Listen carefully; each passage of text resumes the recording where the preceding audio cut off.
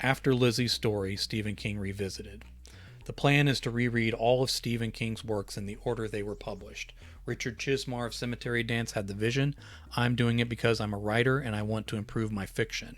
I love Stephen King stories. I think there is something to be learned through this process. You can also go back to the beginning and read Before Carrie or any of my other posts up through this one and beyond by checking out this link to the master list of all my Stephen King revisited posts. Lisey's Story, a novel by Stephen King. Everything the same, strap on whenever it seems appropriate. Those lines were significant in the story.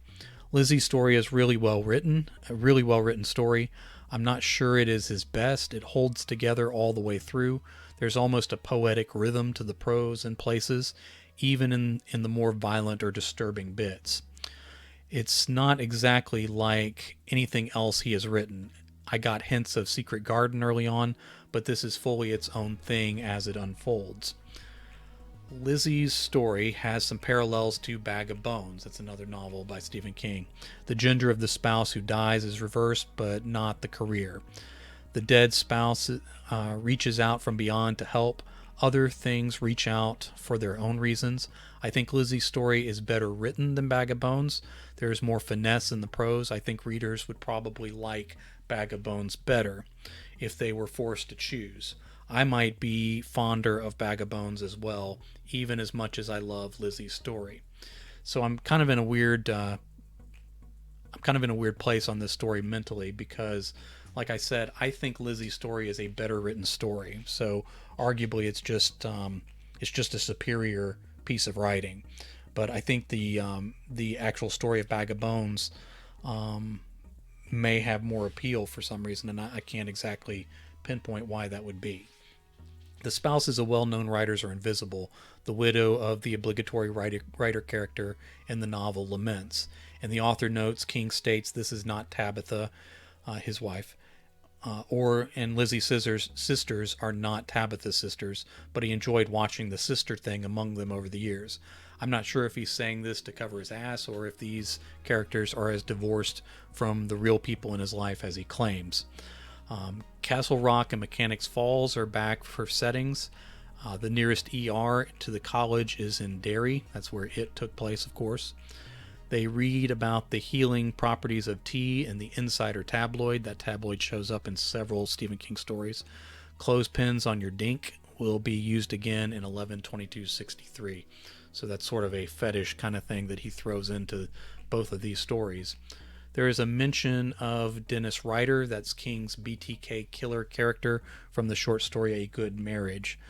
So another way he weaves all this into his universe.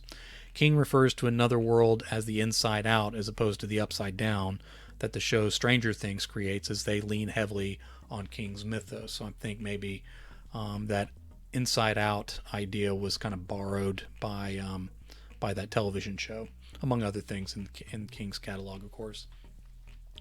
A lot of description of using a payphone in 2006. Also some detail about using early cell phones with the send button still on them. Shania Twain is on the Country Music Channel. A Lovecraft bust for a fantasy award sits on a shelf.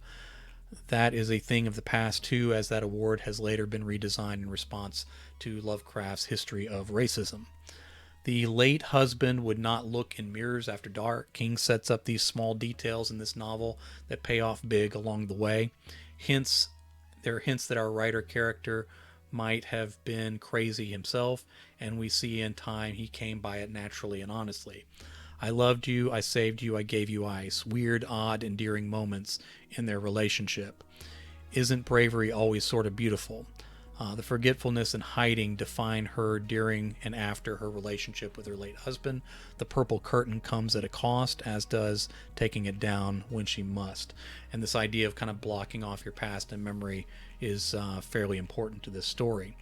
These characters, the wife and the late husband, are three-dimensional, interconnected, and unique from other characters he's written before, despite the characters being another wife and another writer and another grieving spouse. The darkest woods are ahead where the past is still happening is a great line. I actually borrowed part of that for a short story title. The story is dependent upon intertwined flashbacks, as King stories sometimes are. I'm more critical of King's. I'm often critical of King's use of flashbacks in this novel. The vignettes into the history of their relationship are great, hinting at more as the supernatural elements of the story play out, never losing the main storyline. I know the characters more and better after each scene. I feel closer to them as a result. Investigating the past is wet work. That's a great line. The idea that investigating the past often makes you cry. A crazy man wants her husband's writings, and we're off to the races. I almost lost it when she didn't decided not to include the police at first. King brought her back to it in short order, so I withdraw my objection.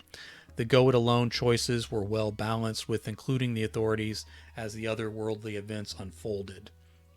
Norris Ridgewick is still sheriff in Castle Rock. He's away on his honeymoon in this story. I hope it works out for him. He's been through a lot. Andy Cutterbuck is still on the job with plenty of new deputies to keep people as safe as you can in a place like Castle Rock. King does bad things to his widow character. This widow character he convinced me to care about. Reality is Ralph, King declares through the mouths of his characters. Ralph in this story is a dog who comes back after years of being lost in a news story. It is considered the unlikely. It is the absurd thing that happens in real life that an editor and readers wouldn't buy in fiction. Reality is Ralph. No light, no spark. A sign in a room of a dying man declares this has multiple meanings. Our character goes to another dimension to read a handwritten story. Risky way to close off the action of the novel. Draws dangerously close to a magical information dump. Reality is Ralph, I guess. The dead-eyed monster that can't be known and can't be forgotten never forgets you. So find a way to anchor yourself in the world you call home, and be careful where you look.